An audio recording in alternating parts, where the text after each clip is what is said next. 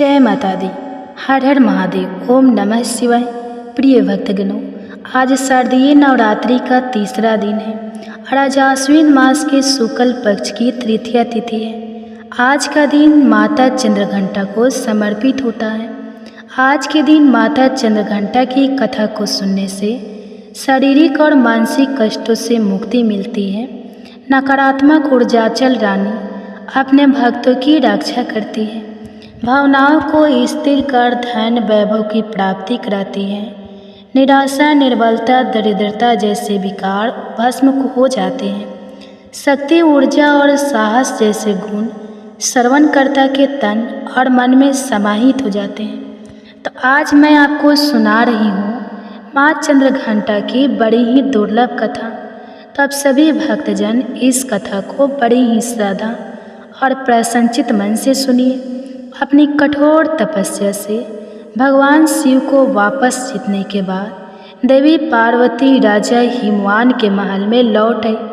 राजा हिमवान और देवी मैनावती अपनी बेटी की तपस्या में सफल हुआ देखकर बहुत ही प्रसन्न हुए। शिव और माता पार्वती के विवाह का दिन आ गया।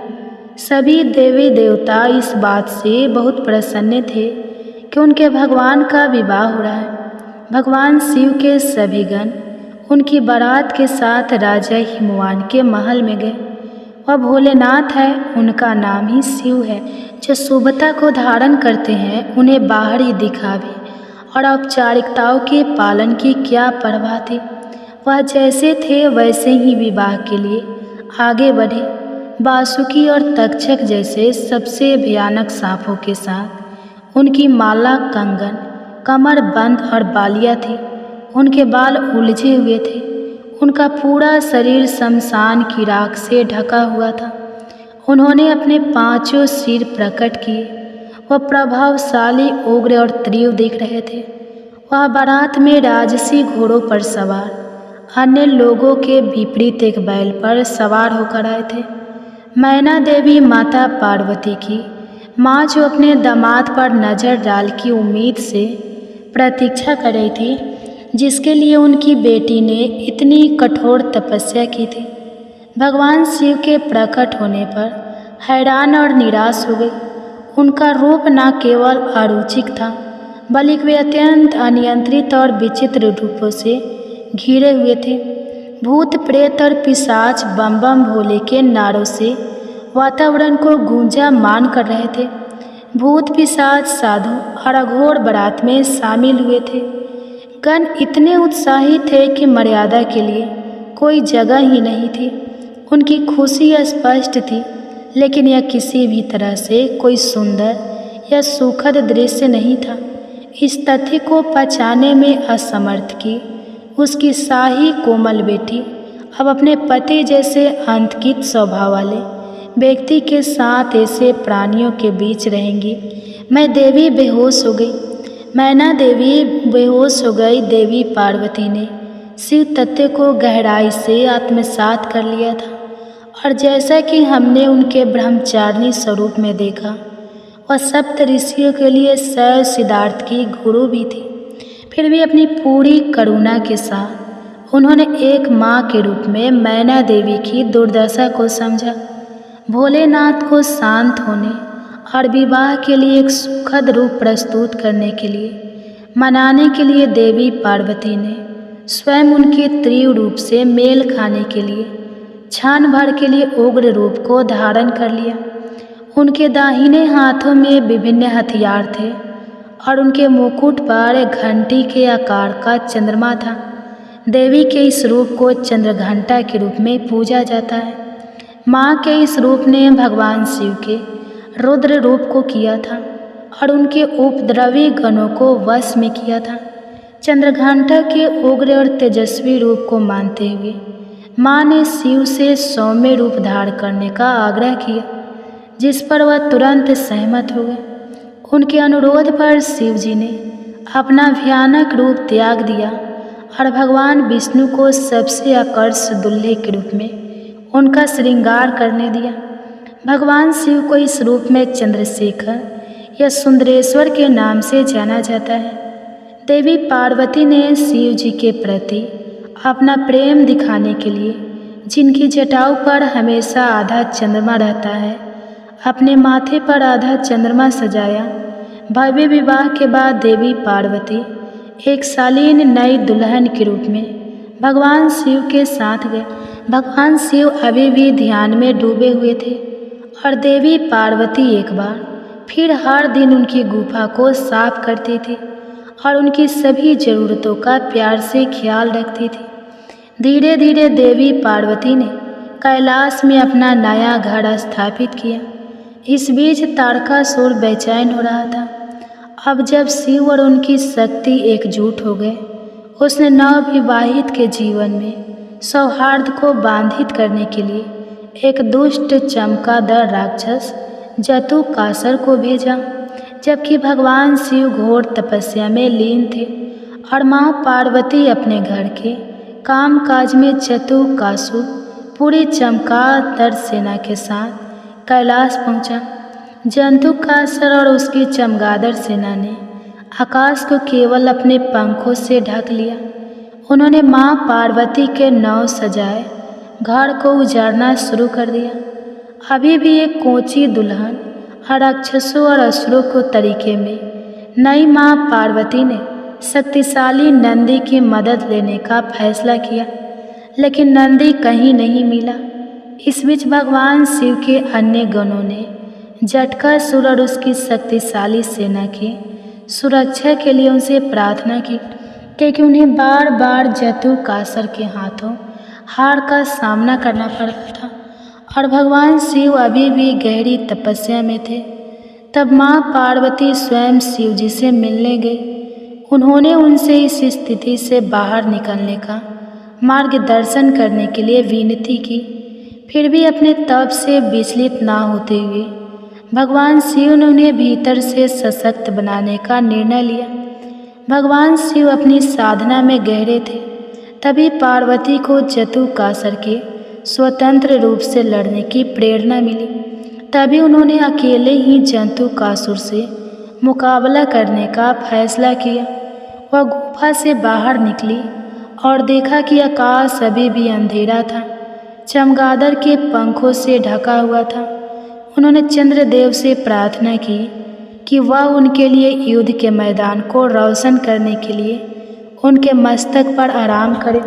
युद्ध के मैदान में उनकी सहायता करने के लिए हिमालय भेड़ियों का एक झुंड उनकी सहायता के लिए दौड़ा। पार्वती को जल्द ही पता चला कि जतुकासर आकाश में चमगादड़ द्वारा सक्रिय था, इसलिए वह युद्ध के मैदान में एक विशाल घंटा लेकर आई। घंटा इतनी जोर से बजी कि चमगादड़ ने आसमान साफ कर दिया। जैसे ही भेड़ियों में से एक ने जतुकासुर को मार डाला, देवी पार्वती ने उनके सिर पर घंटे के प्रहार किया, जिससे वह एक ही झटके में मर गया। माथे पर चंद्र और हाथ में घंटा लिए देवी के इस रूप को ब्रह्मदेव ने देवी चंद्र घंटा के रूप में महिमा मंडित किया। सर्व मंगल मंगलय शिवे स्वार्थ साधिके चरणीय त्र्यंबके गौरी नारायणी नमस्तुते। प्रिय भक्तजनों, यह कथा इस बात का प्रतीक है कि अपने अंदर की शक्ति को पहचानने के लिए हमें दैवीय प्रेरणा की आवश्यकता है। जैसा कि भगवान शिव ने बाद में माँ पार्वती को बताया, चंद्रघंटा के रूप में युद्ध उनके पास मौजूद अपार शक्ति का एहसास कराने के लिए था। घंटे के आकार के आर्द्र चंद्र से सुशोभित सुनहरे रंग वाली और 10 भुजाओं वाली वह सुनहरे शेर पर सवार है। 8 कोमल हाथ में त्रिशूल, गदा, तीर, धनुष, तलवार, कमल, घंटी, एक रुद्राक्ष माला और कमंडलू पानी का बर्तन है, जबकि उनका एक हाथ अभय मुद्रा अर्थात भय दूर करने वाली मुद्रा में है। उन्होंने नारंगी रंग के वस्त्र पहने हैं। वह शेर या बाघ पर सवार है, जो बहादुरी और ताकत का प्रतीक है। जय माँ चंद्रघंटा। प्रेम से बोलिए माँ चंद्रघंटा की जय। ओम नमः शिवाय। जय माता भगवती। प्रिय भक्तजनों, आइए अब सुनते हैं माता पार्वती माँ भवानी की पुत्री मनसा देवी की कथा। भगवान शिव की मानस पुत्री होने के बाद भी मनसा देवी की पूजा शिव परिवार की तरह नहीं हो रही थी, जबकि उनके परिवार के ही माता पार्वती, गणेश जी, कार्तिक भगवान, भैरव, नंदी आदि की पूजा हो रही थी, जिसकी वजह से मनसा देवी असदष्ट रहती थी। और इस समस्या को लेकर वे भगवान शिव के पास गए। उनकी शिकायत को सुनकर शिव जी ने कहा, हे पुत्री मनसा, पृथ्वी पर चंपापुरी में एक सौदागर चंद्रधर मेरा विख्यात एक कट्टर भक्त है। सर्वप्रथम उसी सौदागर से तुम पूजा लो। अगर वह तुम्हें पूजा दे देगा तो तुम्हारी पूजा इस पृथ्वी पर शिव परिवार की तरह होने लगेगी। मनसा देवी चंपापुरी के चंद्रधर के पास प्रकट हुई और उस सौदागर से अपनी पूजा मांगी, लेकिन चंद्रधर ने उनकी पूजा करने के बजाय उनकी अवहेलना कर डाली। परिणाम स्वरूप सौदागर के 6 पुत्रों को मनसा देवी के विष का कोप भाजन शिकार होना पड़ा। सभी पुत्र सर्प के दंश के शिकार हुए। कट्टर शिव भक्त चंद्रधर फिर भी मनसा देवी की पूजा को तैयार नहीं हुआ। कुछ समय बाद चंद्रधर को बाला लखंदर के रूप में 7वां पुत्र प्राप्त हुआ। माता मनसा देवी के श्राप के अनुसार बाला लखंदर की मृत्यु सर्पदंश से सुहाग रात के दिन सुनिश्चित थी। हठी सौदागर ने भगवान शिव कर्मा का वाहन कर लोहा बांस का एक ऐसा अद्भुत भवन बनाने को कहा जिसमें सुरक्षा को लेकर कोई छेद छोड़ने को नहीं कहा गया। इस बात का पता चलते ही मनसा देवी ने कारीगरों को बुलाकर एक छोटी सी सुराख मकान की दीवार में छोड़ देने पर राजी कर लिया, जिसे आसानी से देखा नहीं जा सकता था। बाला लखंदर का विवाह नवगछिया के पास उज्जैनी गांव के बासु सौदागर की पुत्री बहुला से हुआ। लोहा बास के दोगेदर में बाला लखंदर अपनी नवविवाहिता पत्नी बहुला के साथ सुहाग रात में शयन कक्ष में था। मध्य रात्रि में सर्पदंश का वो शिकार हो गया। सर्पदंश का शिकार होते ही बाला लखंदर के उपचार एवं सर्पदंश झाड़ के लिए चंपापुरी के वैद्य एवं ओझा सभी को बुलवाया, लेकिन देवी मनसा ने उन्हें रोक दिया। फलस्वरूप तेज विष के कारण लखंदर की मृत्यु हो गई।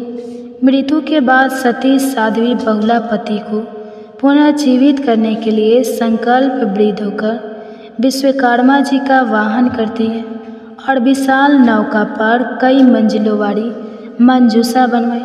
उसे लहसन माली ने विविध चित्रों से सजाया। उसी मंजूषा पर बहुला अपने पति के पार्थिव शरीर को लेकर चंपापुरी में स्वर्ग के लिए जल मार्ग से प्रस्थान करती है। उसने लाल साड़ी पहन रखी थी और सिंदूर लगा रखा था। नदी के किनारे उस शव को बहुत दूर ले गई। वो अपने पति को पुनः जीवित करने पर तुली हुई थी। बहुत दिनों तक उसने कुछ भी नहीं खाया था, जिससे उसका शरीर सूख गया था। लखंदर के शरीर से दुर्गंध भी आने लगी थी। उसके सारे शरीर में कीड़े पड़ गए थे, मात्र उसका कंकाल ही शेष रह गया था। बहुला नाव को किनारे की ओर ले चली। उसने वहाँ पर एक धोबिन के मुख से तेज टपकता हुआ देखा। बहुला के कठोर तप को देखकर मनसा देवी ने ही उस धोबन को वहाँ भेजा था। उस धोबन ने बहुला से कहा, हे पुत्री, तुम मेरे साथ देवलोक में चलकर अपने नित्य से महादेव तथा सभी देवताओं को प्रसन्न करो, तो तुम्हारे पति पुनः जीवित हो जाएंगे। बहुला ने उसकी सलाह मानी और वह उसके साथ चल पड़ी। पति की अस्थियाँ उसके वक्षस्थल से चिपकी थी। वह अपने पति की स्मृति से उन्मत्त होकर इस प्रकार से बहुला स्वर्ग की ओर चल पड़ी। रास्ते में जाते हुए बहुत सारी कठिनाइयाँ उसे झेलनी पड़ी। उसे रूह कपा देने वाली बैतरनी नदी को भी पार करना था, जो कि यमलोक में थी। उसने गौ माता का वाहन किया और कहा, हे गौ माता, यदि मैंने सच्चे हृदय से आपकी सेवा की है, मेरे मन में लेस मात्र भी छल कपट नहीं है, तो आप मेरी सहायता करें। यह सुनकर गौ माता तुरंत वहाँ प्रस्तुत हो गई और बहुला को अपनी पूंछ के सहारे बैतरणी नदी को पार कराती है। इस प्रकार सती सावित्री बहुला अपने पति को लेकर बैतरणी नदी को पार करती है। यमलोक होते हुए यमराज के प्रश्नों का जवाब देते हुए उन्हें प्रसन्न करती है तथा बहुला इंद्रासन पहुँच गई। बहुला ने अपने सतीत्व, तेज एवं अकाल भक्ति नित्य से भगवान इंद्र को प्रसन्न कर दिया। भगवान इंद्र सहित सभी देवताओं ने उसे मनोवांछित वर मांगने को कहा, तो बहुला ने अपने पति का जीवन दान मांगा। इस प्रकार से सभी देवताओं ने मिलकर माता मनसा देवी से अनुग्रह से उसके पति को जीवित कर दिया। तब बहुला ने अंत में आकर देवताओं से कहा, उसे अपने 6 ज्येष्ठ का जीवन भी दान में चाहिए। भगवान इंद्र ने सहर्ष उसकी मांग स्वीकार कर ली। फिर क्या था, सातों भाइयों के साथ बहुला चंपापुरी अपने ससुराल लौटे और बहुला का भव्य स्वागत किया गया। मनसा देवी वहाँ प्रकट हुई और बहुला के समक्ष पुनः अपनी पूजा का प्रस्ताव रखा। तो बहुला के ससुराल के सभी लोगों ने माता मनसा देवी को पूजा देना स्वीकार किया, लेकिन चंद्रधार अपनी जगह अडिग रहा। उसकी घोषणा थी कि मेरा दाहिना हाथ शिव जी की पूजा को ही अर्पित है, इसलिए मैं पूजा नमन मात्र भगवान शिव का ही करूं। घर के सभी परिजनों ने मिलकर हठी सौदागर को देवी मनसा की पूजा करने के लिए मना लिया। चंद्रधर ने हामी तो भर दी, लेकिन अपने बाएं हाथ से मनसा देवी को पूजने के लिए फूल और नैवेद्य अर्पित किए। पूजा के लिए भव्य मनसा विषहरी मंदिर का निर्माण किया गया। कहा जाता है तभी से मनसा देवी की पूजा शिव की मानस कन्या के रूप में होने लगी। उसी वक्त मनसा देवी ने बेहुला को आशीर्वाद दिया, दुनिया की सती नारियों में से उसका स्थान सुरक्षित रहेगा और ऊंच रहेगा। और मनसा देवी की पूजा के साथ ही बहुला की भी पूजा की जाएगी। तो प्रेम से बोलिए माता मनसा देवी की जय। जय माँ मनसा देवी। ओम नमः शिवाय। जिस प्रकार अपने बहुला के पति का जीवन सुरक्षित रखा, उसे जीवन दान दिया, आप अपने भक्तों की सभी सुहागिनों के सुहाग को अमर रखना। जय माता मनसा देवी। जय माँ भवानी। ओम नमः शिवाय। प्रिय भक्तजनों, अब आप सुनिए भगवान शिव की एक और ही बहुत ही सुंदर कथा। भगवान शिव और माता पार्वती की एक बहुत ही सुंदर और सच्ची कहानी। आप इस कहानी को पूरा सुने और वीडियो को लाइक करके शेयर करें और हमारे चैनल को सब्सक्राइब करके बेल आइकन को ऑन कर लें, ताकि ऐसे ही वीडियो की नोटिफिकेशन आपके पास सबसे पहले पहुँचे। तो चलिए शुरू करते हैं। एक बार भगवान शिव ने अपनी दिव्य शक्ति से एक बड़े कढ़ाई को प्रकट की। कढ़ा जिसमें हम भोजन पकाते हैं और जिसे हम कढ़ाई कहते हैं। तो अब भगवान शिव कढ़ाई को प्रकट करके उसे एक तरफ रखकर ध्यान में मग्न हो गए। इतनी देर में माता पार्वती स्नान करके भगवान शिव के समक्ष आती हैं और आकर उन्होंने क्या देखा कि भगवान शिव के सामने एक बड़ा सा भारी भरकम काढ़ा रखा हुआ है और उसी के सामने भगवान शिव ध्यान मग्न बैठे हुए हैं। अब तो देवी पार्वती बड़े आश्चर्य में पड़ गई।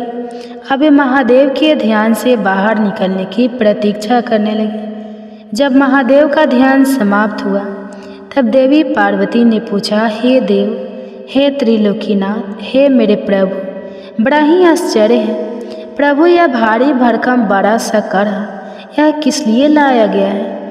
इससे पहले कि माता पार्वती आगे कुछ पूछती, भगवान शिव मुस्कुराते हुए बीच में बोले, देवी, हे पार्वती, आप इस कढ़ाई को देखकर इतना आश्चर्य मत कीजिए, क्योंकि आप हर दिन कोई ना कोई प्रश्न लेकर हमारे सामने प्रस्तुत हो जाती हैं और जब मैं उसका उत्तर देता हूँ और कहानी सुनाकर आपका मन बहलाता हूँ, तभी आपको संतुष्टि होती है।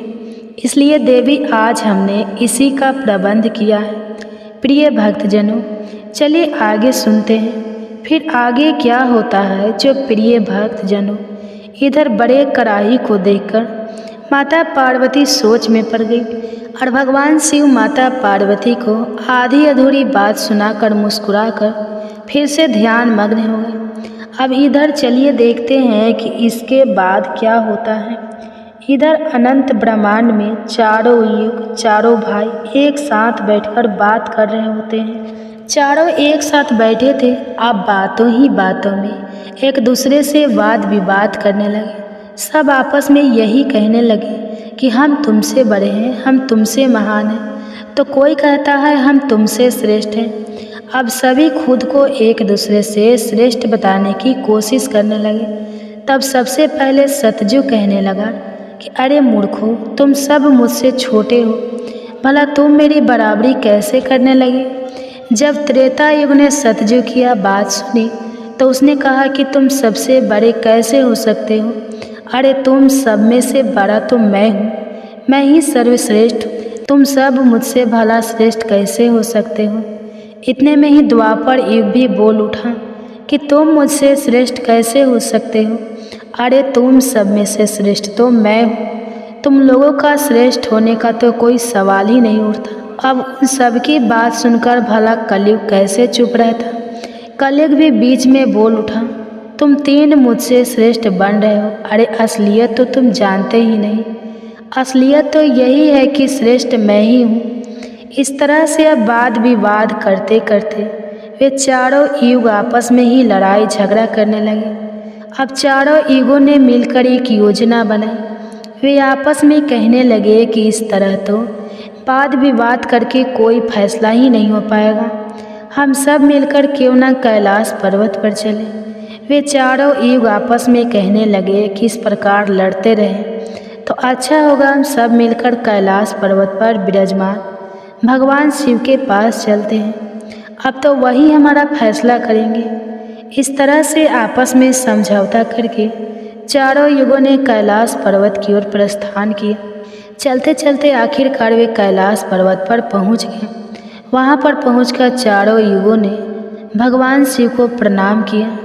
चारों युगों को अपने पास आया देखकर भगवान शिव ने उन सभी का स्वागत करते हुए कहा कि आप सभी का हमारे दरबार में हमारे कैलाश पर स्वागत है। कहो तुम्हारे आने का क्या कारण है। आप तो स्वयं ही कालचक्र हो, तुम सभी तो स्वयं समय हो। फिर ऐसा क्या कारण हो गया कि आपको हमारे पास आना पड़ा। भगवान शिव के इस प्रकार पूछने पर चारों युगों ने कहा कि हे सृष्टि के रचयिता, हे प्रभु, हे महादेव, हम चारों युगों में विवाद खड़ा हो गया है और हम सब में एक दूसरे से बड़ा होने की बात पर होड़ लग गई है। इसी समस्या का समाधान पाने के लिए हे प्रभु हम आपके समक्ष पधारे हैं। हम इस समस्या का समाधान खुद से करने में असमर्थ थे, इसलिए प्रभु अब तो आप ही हमारी इस समस्या का कोई समाधान ढूंढिए। आप ही हमारा फैसला कीजिए, आप हमारा न्याय कीजिए और बताएं प्रभु कि हम चारों युगों में आखिरकार सबसे बड़ा कौन है, हम चारों में से सबसे श्रेष्ठ कौन है। चारों युगों की इस बात सुनकर भगवान शिव कहने लगे कि इसका फैसला तो तब होगा जब आप चारों अपने अपने बारे में बताएंगे कि किन किन गुणों के कारण आप खुद को बड़ा बता रहे हो। तब शिव जी ने कहा, हे सतयुग, पहले तुम ही बताओ कि तुम कैसे श्रेष्ठ हो गए। तब सतयुग ने कहा, प्रभु देखिए मेरी आयु सबसे ज़्यादा है, मैं 70 लाख वर्ष का हूँ और अन्य युग मुझसे 70 लाख वर्ष छोटे हैं, इसलिए मैं इन सभी से लंबी आयु का हूँ। सतयुग की बात सुनते ही अब कलयुग बोल उठा कि प्रभु व्यक्ति कभी भी आयु से बड़ा नहीं होता, व्यक्ति के गुणों से बड़ा होता है। अब देखिए भगवान शिव ने कलयुग की इस दलील को मान लिया और सतयुग से कहा, हे सतयुग, तुम इस तरह आयु में बड़े होने से तो बड़े नहीं हो सकते। भगवान शिव की यह बात सुनकर सतयुग ने कहा, प्रभु मेरे युग में जो भी व्यक्ति हुए हैं वह तो बड़े ही बलवान हुए हैं, बहुत ही पराक्रमी थे, वह पृथ्वी तक को उठा ले जाए, ऐसे पराक्रमी और बलराम बलवान थे। और जब मेरा राज्य था तब उसमें भगवान श्री हरि विष्णु ने भी कई अवतार धारण किए थे। वराह अवतार भी मेरे ही काल में हुआ था। नरसिंह अवतार भी मेरे ही युग में हुआ था। यहाँ तक कि प्रभु मत्स्य अवतार भी तो मेरे ही युग में हुआ था। सतयुग को अपने बारे में इस तरह बढ़ाई करते देखकर त्रेता युग बोल उठा, नहीं नहीं, प्रभु श्री हरि विष्णु के अवतार लेने से सतयुग बड़ा भरा कैसे हो सकता है। प्रभु मर्यादा पुरुषोत्तम भगवान श्री रामचंद्र जी का अवतार तो मेरे ही युग में हुआ था। उन्होंने संसार को मर्यादा और धर्म पालन सिखाया। रावण जैसे महापंडित और कुंभकर्ण जैसे महान बलवान भी तो मेरे ही शासन काल में हुए थे। प्रभु इस तरह सतयुग मुझसे बड़ा नहीं हो सकता। फिर इन सब में से तो बड़ा मैं ही हुआ। बस फिर क्या था। जब यह बातें द्वापर ने सुनी तो द्वापर युग महादेव से बोल उठा, हे महादेव, हे प्रभु, यह दोनों बड़े बन रहे हैं, किंतु यह दोनों बड़े कैसे हो सकते हैं। आप देखिए ना प्रभु, आप तो जानते ही हैं जब मेरा शासन काल आया तो मेरे ही तो शासन काल में भगवान श्री कृष्ण ने अवतार लिया था और जो 16 कलाओं से संपन्न थे, परिपूर्ण थे, पर ब्रह्मा थे, उन्होंने ऐसा विराट रूप दिखाया जो कभी स्वयं भगवान विष्णु ने भी नहीं दिखाया था। इसलिए हे प्रभु, हे भोलेनाथ, यह दोनों ये धाव की बात करते हैं तो मेरे शासन काल में भी बड़े बड़े योद्धा द्रोणाचार्य, कर्ण, भीष्म, पितामह, युधिष्ठिर, अर्जुन, भीम, नकुल, सहदेव, कंस आदि ये भी तो मेरे ही शासन काल में हुए थे प्रभु। यहाँ तक कि बलराम जी भी मेरे ही शासन काल में तो हुए थे। अब बताइए प्रभु, मेरे शासन काल में कौन सा योद्धा भला इन धाव से कम था। इन सबसे तो श्रेष्ठ मैं ही हूँ। तब तक कलिग भी बोल उठा कि प्रभु, मैं इनकी बातें सही मानता हूँ, लेकिन इन तीनों के शासन काल में जो भी योद्धा हुए थे, जो भी अवतार हुए थे, उनमें कई काम चोरियाँ पाई गई थी और जिनके शासन काल में काम चोरी वाले मनुष्य होते हैं वे भला श्रेष्ठ कैसे हो सकते हैं। कलयुग कहने लगा, नहीं भगवान, मेरा शासन काल सबसे अच्छा है, क्योंकि मेरा शासन काल तो अच्छी अच्छी और नई नई तकनीकों से परिपूर्ण है। मेरा युग मशीनों का युग है, इसलिए मेरा शासन काल सबसे श्रेष्ठ है। अब भगवान शिव उन चारों युगों की बात को, उनके वाद विवाद को सुनकर मन ही मन विचार करने लगे कि किस प्रकार से इन सब की बातों का फैसला किया जाए और किस युग को श्रेष्ठ साबित किया जाए। वहीं पास में ही जगत जननी माता पार्वती भी भगवान शिव के साथ विराजमान थे, जो कि इन सभी युगों के वार्तालाप को बड़े ही ध्यानपूर्वक सुन रही थी। तभी माता पार्वती महादेव से कहने लगी, हे प्रभु, आप मन ही मन किस बात का विचार कर रहे हैं। अगर आपने इनका फैसला नहीं किया तो यह चारों भाई तो फिर आपस में ही कट मर जाएंगे, आपस में इस तरह की झगड़ा करते रहेंगे प्रभु। इसलिए आपको इनका फैसला तो तुरंत ही करना होगा। अगर इन्होंने ऐसा किया तो सृष्टि का तो काल चक्र ही रुक जाएगा, समय का प्रभाव ही रुक जाएगा। इसलिए हे भोलेनाथ, अब आप ही कुछ कीजिए।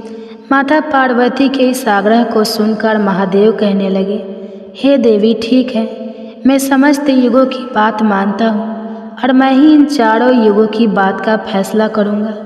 इसके बाद भगवान शिव ने चारों युगों से कहा, चलो ठीक है, अब मैं तुम चारों की परीक्षा लूँगा।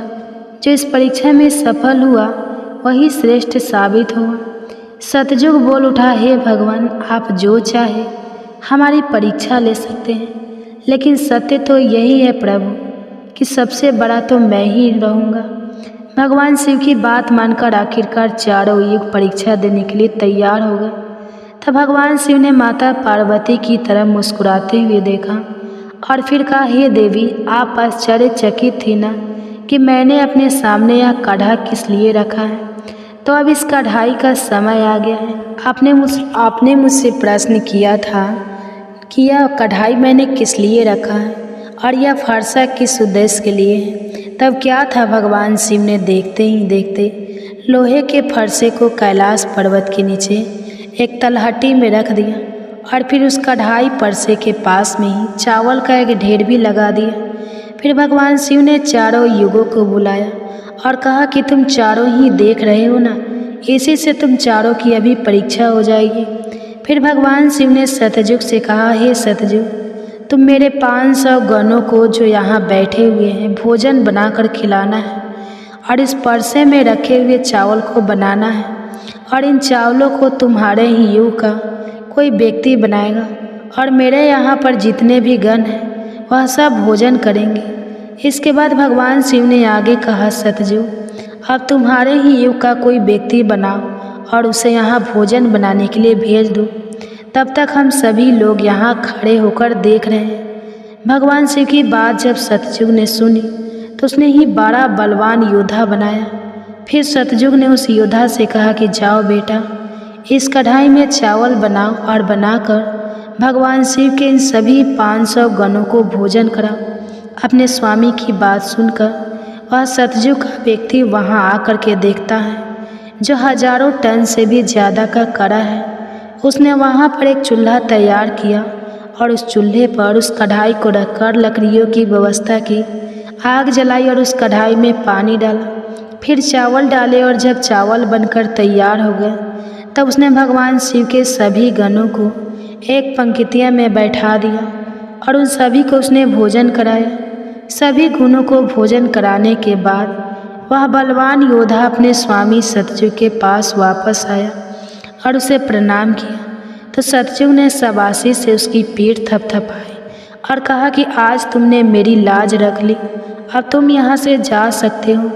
इसके बाद भगवान शिव ने त्रेता युग से कहा कि त्रेता, अब तुम अपने युग के कोई व्यक्ति को भेजो और यह जो कढ़ा रखा हुआ है इनमें चावल बनाकर मेरे सभी गणों को खिलाओ।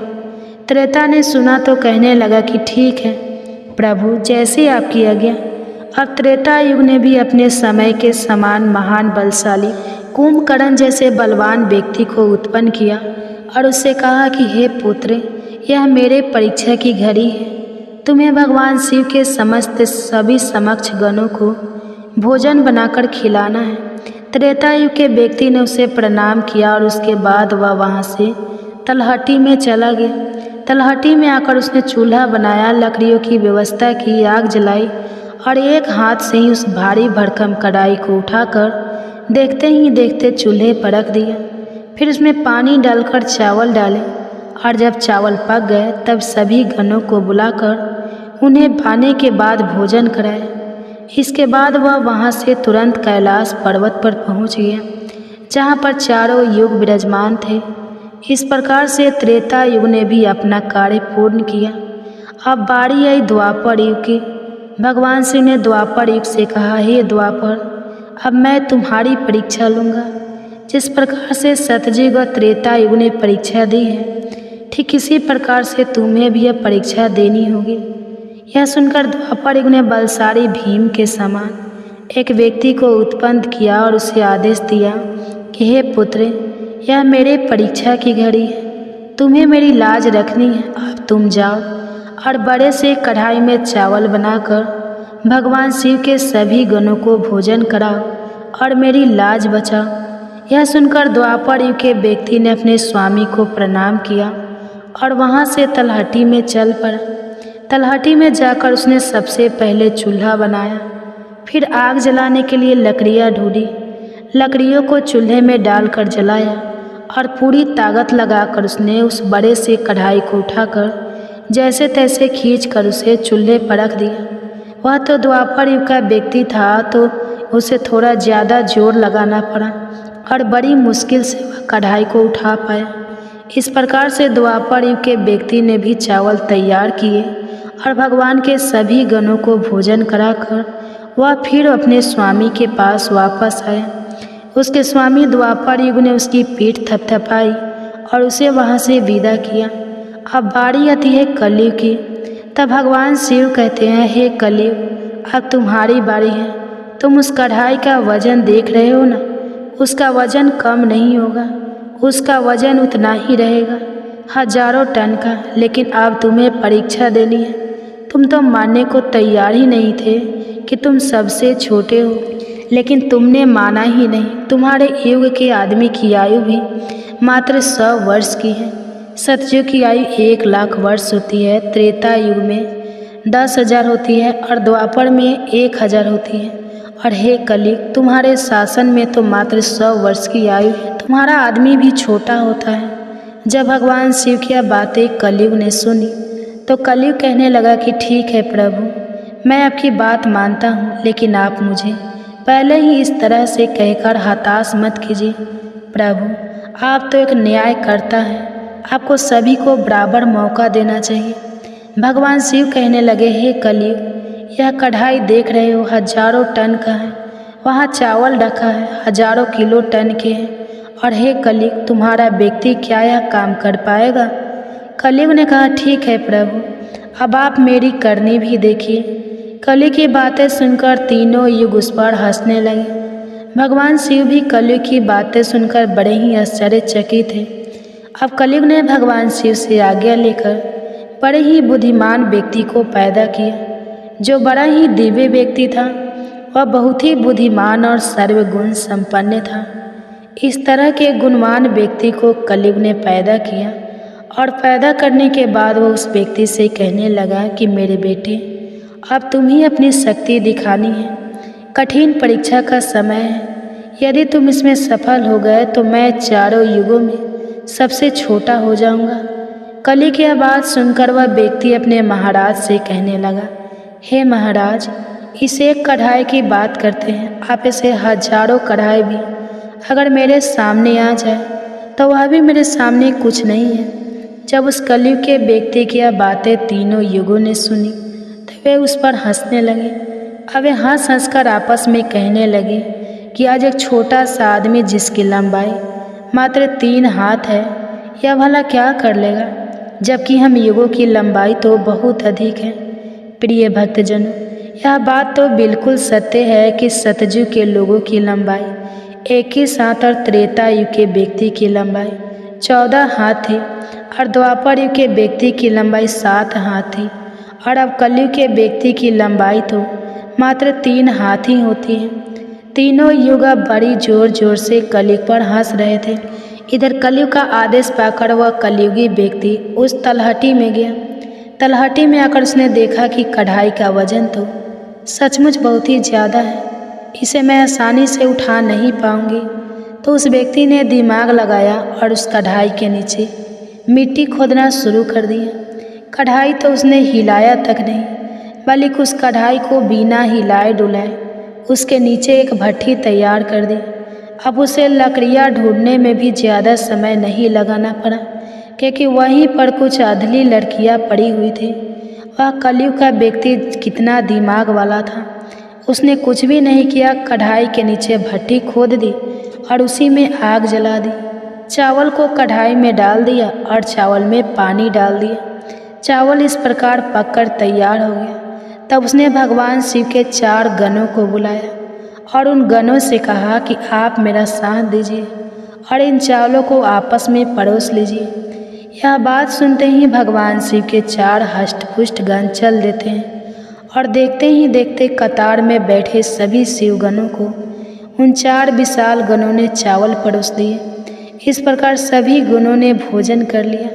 तब कलयुग के व्यक्ति ने उन 4 गणों से कहा कि अब आप सभी भोजन कर सकते हैं। तब कलयुग के उस व्यक्ति ने उन 4 गणों को भी भोजन कराया, फिर उस कढ़ाई को साफ किया और कढ़ाई को वहीं छोड़ दिया। इस तरह उसका काम भी पूरा हो गया। अब कलयुग का वह व्यक्ति भी अपने स्वामी के पास कैलाश पर्वत पर आ गया और कहने लगा कि हे प्रभु, मैंने आपका काम कर दिया है। कलयुग ने यह सुना तो बहुत खुश हुआ।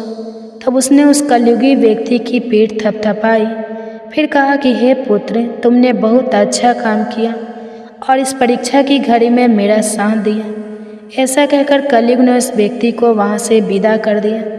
इसके बाद कलयुग ने हाथ जोड़कर भगवान शिव से कहा, हे भगवान, अब आप ही निर्णय कीजिए कि हम सब में से बड़ा कौन है। भगवान शिव कहने लगे कि मैंने तुम चारों युगों की बहुत अच्छे से परीक्षा ली। जब सतयुग की बारी आई तो उसने चूल्हा बनाया, उस पर कढ़ाई रखा, आग जलाई, चावल डाला, पानी डाला। फिर चावल पक गए तो उसने मेरे गणों को बिठाकर उसने स्वयं उन्हें भोजन परोसा, उन्हें खिलाया और अपना कार्य पूरा किया। जब त्रेता और द्वापर की बारी आई तो उन्होंने भी बिल्कुल ऐसा ही किया। अब बारी थी कलयुग की। शायद तुमने देखा नहीं कि मात्र 3 हाथ का व्यक्ति, जिसकी बुद्धि देख लीजिए, ये कढ़ाई कितनी भारी भरकम और बड़ी थी। उसकी बुद्धि देखो, उसने उस कढ़ाई में चावल बना दी जिस कढ़ाई को वह हिला तक नहीं सकता था। और मेरे इतने गन थे, अगर वह व्यक्ति बाल्टियों से चावल परोसता तो शायद वो परेशान हो जाता। अब देखिए उसकी बुद्धि, उसने उतने में ही 4 गनों को अपनी सहायता के लिए बुलाया और उन 4 गनों को भोजन परोसा और स्वयं बैठा रहा। और ऊपर से उसने बिना हाथ लगाए उस कढ़ाई को भट्ठी पर भी रखा था। यह कितना बुद्धिमान व्यक्ति था और इसलिए यह युग भी बहुत बुद्धिमान हुआ। तब भगवान शिव ने उन चारों युगों से कहा कि कलयुग बुद्धिमान व्यक्ति का युग होगा। तुम सब जैसा शासन करते आए हो, चलो ठीक है, तुम सब की धर्म और निष्ठा भी रही है, सभी ने धर्म का अच्छे से पालन भी किया है, चलो ठीक है।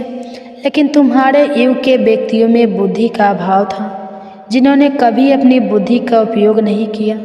अब देख लो, रावण और कुंभकर्ण जैसे असुर ने भगवान विष्णु के अवतार को ही नहीं पहचाना और अज्ञानतावश उनसे ही युद्ध कर बैठे।